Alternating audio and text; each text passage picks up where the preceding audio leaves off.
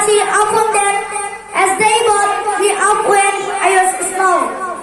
আর তাদের উভয়ের জন্য দয়াশীল হও এবং বিনয়ের যেন অবনত করে দাও এবং বলো, হে আমার রব, তাদের প্রতি দয়া করুন যেভাবে আমাকে শৈশবে লালন পালন করেছেন।